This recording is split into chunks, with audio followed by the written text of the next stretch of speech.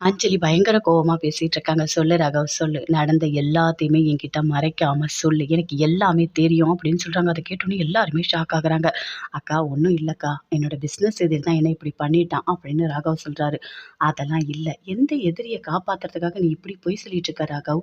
சொல்லு" அப்படின்னு சொல்லிட்டு அஞ்சலி கேட்குறாங்க. "நீ மறுபிறவி எடுத்து வந்திருக்க. எல்லாமே எனக்கு தெரியும். உன்ன உயிரோட மண்ணுக்குள்ள புதைச்சுட்டாங்க" அப்படின்னு சொல்லிட்டு எல்லாமே சொல்றாங்க அஞ்சலி. அத கேட்டோனே பாட்டி, மனோகர் எல்லாருமே அப்படியே ஷாக் ஆகுறாங்க. அப்படியே சுந்தரி எல்லாருமே அப்படியே பார்க்குறாங்க. "சொல்லு ராகவ், உன்ன யார் என்ன பண்ணாங்க?" அப்படின்னு மனோகரும் கேட்குறாரு. அப்படியே பார்க்குறாங்க. எதுவுமே பேசவே இல்ல. "என்ன அம்மம்மா? என்ன என்ன பேசுறீங்க?" அப்படின்னு முரளி கேட்குறாரு. "டேய் நீ வாய மூடுடா! நீ வாய மூடு!" அப்படின்னு சொல்லிட்டு அப்படியே அஞ்சலி திட்டுறாங்க. அப்படியே வராங்க கிட்ட முரளி கிட்ட வந்து பேசுறாங்க. "எதுக்குடா? எதுக்குடா இப்படிலாம் பண்ண? எதுக்குடா இவ்ளோ பெரிய பாவத்த பண்ண? நீ நல்லாவே இருக்க மாட்ட. உன் மேல நான் எவ்ளோ பாசம் வச்சிருந்தேன் தெரியுமா? அந்த குழந்தை, இந்த வயித்துல வளர்ற அந்த குழந்தை என்னடா பாவம் பண்ணுச்சு? என் தம்பி எதுக்காகடா உயிரோட மண்ணுல புதைச்ச? ஏன்டா இப்படி பண்ண?" அப்படின்னு சொல்லிட்டு அப்படியே கோவமா கத்துறாங்க. "இந்த உண்மைலாம் எனக்கு எப்படி தெரிஞ்சதுன்னு தெரியுமா?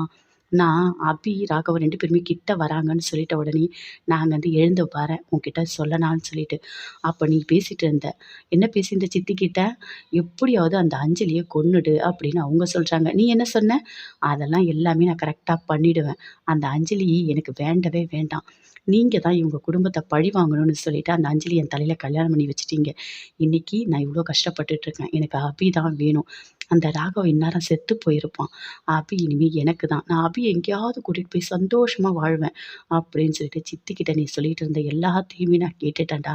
ஏன்டா பாவி! எதுக்குடா இப்படி பண்ண? நீ நல்லாவே இருக்க மாட்டடா. ச்சீ! உன்ன மாரி ஒரு பொறுக்கியோடயா நான் வாழ்ந்துட்டு இருக்கேன் அப்படின்னு சொல்லிட்டு அஞ்சலி அப்படியே கோவமா கத்துறாங்க. அங்கருந்து அப்படியே வராங்க. வந்துட்டு சொல்றாங்க, "இல்ல, இல்ல நான் எதுவுமே பேசல" அப்படின்னு சொல்லிட்டு. "அக்கா, அக்கா நீ டென்ஷன் ஆகாதக்கா. நீ எந்த காரணத்துக்கும் டென்ஷன் ஆகாதக்கா. வயித்துல குழந்தை இருக்குக்கா. நாங்கலாம் இருக்கோம்க்கா" அப்படின்னு ராகவ் சொல்றாரு. "இங்க பாரு ராகவ், எனக்கு தெரியும். நீங்கலாம் இருக்கீங்கன்னு எனக்கு தெரியும். அபி இப்படியாப்பட்ட கெட்டவன்னு என்கிட்ட ஒரு வார்த்தை நீ முன்னாடியே சொல்லியிருந்தா, எல்லாமே நான் சரி பண்ணியிருப்பேன். ஏன் நான் நம்ப மாட்டேனா அபி உன்ன? எதுக்காக என்கிட்ட சொல்லல? எதுக்காக நீங்க இப்படி போராடி இருக்கீங்க? எதுக்காக ராகவ் மண்ணுக்குள்ள புதைக்கிற நிலைமைக்கு போயிருக்கீங்க? அவன நீ தான் காப்பாத்தி கூட்டிட்டு வந்த. எனக்கு எல்லாமே தெரியும். என் தம்பிய காப்பாத்துனது நீ தான்னு எனக்கு தெரியும் அபி" அப்படின்னு சொல்லிட்டு அஞ்சலி அப்படியே ஃபீல் பண்ணி சொல்லிட்டு இருக்காங்க. "இங்க பாரு ராகவ், இதுக்கும் மேல இவன விட்டு வைக்கக் கூடாது. இவன ஏதாவது நம்ம பண்ணணும். நீ போலீஸ்க்கு ஃபோன் பண்ணு. வர வை. இவன நம்ம புடிச்சு குடுத்துடலாம்" அப்படின்னு சொல்லிட்டு அப்படியே கோவமா அஞ்சலி சொல்றாங்க. அப்படியே அங்கருந்து அபியோட அப்பாவும் திட்டுறாரு. "டேய் உனக்கு எவ்ளோ தைரியம் இருந்தா என் பொண்ண பத்தி தப்பா பேசியிருப்ப. என் பொண்ண பத்திலாம் தப்பா நீ பேசவே கூடாது. உன் நாக்க அறுத்துருவேன். புரியுதா? என் பொண்ணுங்கள நான் எப்படி வளர்த்துருக்கேன்னு எனக்கு தெரியும்டா" அப்படின்னு சொல்லிட்டு அபியோட அப்பாவும் திட்டுறாரு. "என்ன இப்படிலாம் பண்ணி வச்சிருக்கீங்க? கொஞ்சம் கூட உங்களுக்கு அறிவே கிடையாதா? மாப்பிள்ளன்னு உங்கள தலையில தூக்கி வச்சு ஆடுனதுக்கு நீங்க எங்களுக்கு காட்டுற நன்றி கடனா? அஞ்சலி உங்களுக்கு என்ன பாவம் பண்ணா? அவ என்ன பண்ணா? அவ எதுவுமே பண்ணவே இல்ல. உங்க மேல அவ்ளோ பாசம் வச்சிருந்தா. அவளுக்கு எதுக்கு துரோகம் பண்ணீங்க? அதுவும் எங்க வீட்டு பையன உயிரோட மண்ணுல புதைப்பீங்களா?" அப்படின்னு சொல்லிட்டு பாட்டி அப்படியே கோவமா கத்துறாங்க. அப்படியே டென்ஷனா கத்துறாங்க. மனோகரும் திட்டாரு. "ஏய் சுந்தரி, நீலாம் திருந்தவே மாட்டியா? இதுக்கு முன்னாடி அணுக்கு துரோகம் பண்ண. இப்போ இந்த குடும்பத்துக்கே துரோகம் பண்ணணும்னு சொல்லிட்டு இருக்கியா நீ? உனக்கு இனிமே மன்னிப்பே கிடையாது. மன்னிப்புன்ற வார்த்தையே உன் வாழ்க்கையிலேயே கிடையாது. வெளிய போ" அப்படின்னு சொல்லிட்டு மனோகர் அப்படியே சுந்தரி பயங்கர கோவமா அப்படியே திட்டுறாரு. "எதுக்காக சுந்தரி? எதுக்காக நீயும் சேர்ந்து அந்த கெட்டவனோட சேர்ந்து இதெல்லாம் பண்ணி வச்சிருக்க?" அப்படின்னு பாட்டி திட்டுறாங்க. "உனக்கு ஒண்ணு தெரியுமா? உங்க குடும்பத்தில கஷ்டப்படுறாங்க. உங்க அக்கா யாரோ ஏமாத்திட்டாங்க. இதனால தான் உன்ன இந்த வீட்டோட மருமகளா நான் கொண்டு வந்தேன். ஆனா நீ இந்த வீட்டுக்கே துரோகம் பண்ணியிருக்கல்ல" அப்படின்னு சொல்லிட்டு பாட்டியும் திட்டுறாங்க. "ஐய்யய்யோ! என்ன மன்னிச்சிடுங்க அத்த. தயவு செய்து என்ன மன்னிச்சிடுங்க. நான் பண்ணதெல்லாம் தப்பு தான். என்ன மன்னிச்சிடுங்க" அப்படின்னு கால்ல விழுறாங்க. "நீலாம் கால்லயே விழக்கூடாது. புரியுதா? நீ பேசவே கூடாது. அவ்வளோதான் நீ" அப்படின்னு சொல்லிட்டு அப்படியே பயங்கர கோவமா அப்படியே பாட்டி திட்டுறாங்க. சுந்தரியால எதுவுமே பண்ணவே முடியல. எல்லாருமே சேர்ந்து அப்படியே டென்ஷனா இருக்காங்க.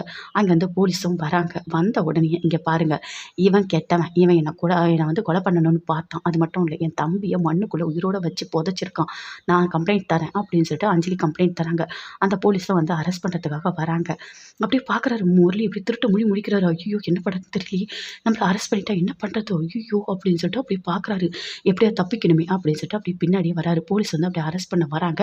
அதுக்குள்ள அந்த போலீஸ் அந்த பாக்கெட்லேருந்து அந்த துப்பாக்கி எடுக்குறாரு. எடுத்துட்டு அப்படியே ராகவ் கழுத்த பிடிச்சு ராகவோட நெத்தியில அந்த துப்பாக்கிய வைக்கிறாரு. இங்கே பாருங்க என்னை யாரும் எதுவுமே பண்ணக்கூடாது புரியுதா அப்படின்னு சொல்லிட்டு முரளி அப்படி சொல்கிறாரு. அதை கேட்டோன்னே எல்லாருமே அப்படியே ஷாக் ஆகுறாங்க. விடுடா எடுறா கையை எடுறா என் தம்பியோட நெத்தியில அந்த கையை எடுடா அப்படின்னு சொல்லிட்டு அஞ்சலி எல்லாருமே கத்துறாங்க.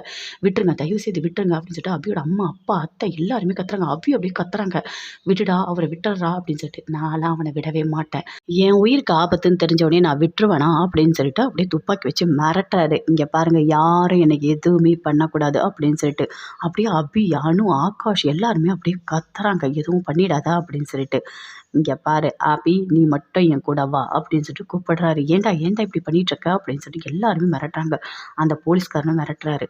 இங்கே பாரு நீ பண்ணுறது ரொம்ப பெரிய தப்பு, எதுவும் பண்ணிடாத ஒழுங்கா ராகவ விட்டுரு அப்படின்னு சொல்லிட்டு அந்த போலீஸும் கேட்குறாங்க. என்னது விட்டுறணுமா ராகவியா, அதெல்லாம் நான் பார்த்துக்கிறேன், நீங்கள்லாம் வழி விடுங்க தள்ளுங்க வழி விடுங்க அப்படின்னு சொல்லிட்டு அப்படி வழி விட சொல்கிறாரு. எல்லாருமே சேர்ந்து வழி விடுறாங்க. அபி வா அப்படின்னு சொல்லிட்டு அபியும் அப்படியே கூட்டிட்டு ராகவ 2 பேரும் அப்படியே கூட்டிட்டு போறாரு. போனோடனே எல்லாருமே பின்னாடியே விட போறாங்க. விட்டுடுறா விட்டுடுறா எதுவும் பண்ணிடாதடா அப்படின்னு சொல்லிட்டு. இங்க பாரு அபி நீ எனக்கு தான் சரியா, உனக்காக தான் நான் இவ்வளோ கஷ்டப்பட்டுட்டு இருந்தேன். இப்போ எல்லாரும் என் மேலே சேர்ந்து பழி போட்டு நான் ஜெயிலுக்கு போகணுமா? நான் ஜெயிலுக்கு போயிட்டா நீங்களாம் சந்தோஷமா வாழ விட்டுருவேனா? விடமாட்டேன். அப்படி ஒரு விஷயம் நடக்கவே நான் விடமாட்டேன். வா அப்படின்னு சொல்லிட்டு இழுத்துட்டு போறாரு. பின்னாடி எல்லாருமே கத்திக்கிட்டு ஓடுறாங்க. அங்கேருந்து அப்படியே அப்படியே கையை பிடிச்சி அப்படியே காருக்குள்ளே ஏற்ற பார்க்குறாரு. டேய் எட்றா கையை எட்றா அப்படின்னு சொல்லிட்டு ராகவ சொல்கிறாரு. நீ பேசவே கூடாதுடா, ஏற்கனவே உன்னை நான் மண்ணுக்குள்ளே புதைச்சிட்டு வந்தேன். அப்பயே நீ செத்து போயிருக்கணும், இன்னும் நீ சாகவே இல்லையா? மறுபடியும் வந்து என்னோட அபியோட நீ வாழணும்னு நினைப்பியா? உன்னை நான் விட்டுருவேனா? உனக்கு இருக்குடா, உன் கதை இன்னையோட நான் முடிக்கிறேன் பாருடா, என்ன பண்ணுறேன்னு பாருடா, உன்னை உயிரோடவே விடமாட்டேன். என்னோட அபிச்சரத்தை நீ கல்யாணம் பண்ணணும்னு நினைக்கிறியா? உனக்கு எவ்வளோடா தைரியம் இருக்கணும்?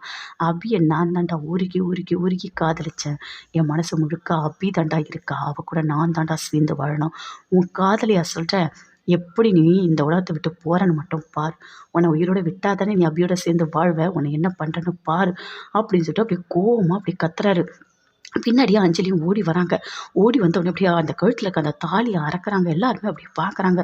அப்படியே அறுத்து அந்த முரளியோட மூஞ்சிலயே அப்படியே அடிக்கிறாங்க.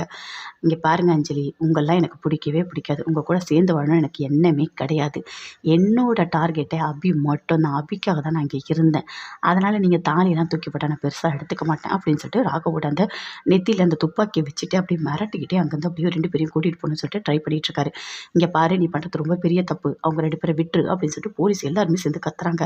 ராகவ் சொல்லிட்டு அஞ்சலி எல்லாருமே அப்படியே கத்திட்டு இருக்காங்க. அனு எல்லாருமே கத்துறாங்க. அப்ப கூட முரளி விடவே இல்லை. அபி ராகவ் 2 பேரும் சேர்த்து அங்கேருந்து அப்படியே கூட்டிட்டு போகணும் அப்படின்னு சொல்லிட்டு அப்படியே ட்ரை பண்றாரு. விடுடா விடுடா அப்படின்னு சொல்லிட்டு அப்படியே அபியும் கத்துறாங்க. அப்ப கூட கேட்கவே இல்லை. ராகவோட நெத்தியில அந்த துப்பாக்கி வச்சு அப்படியே மிரட்டிக்கிட்டே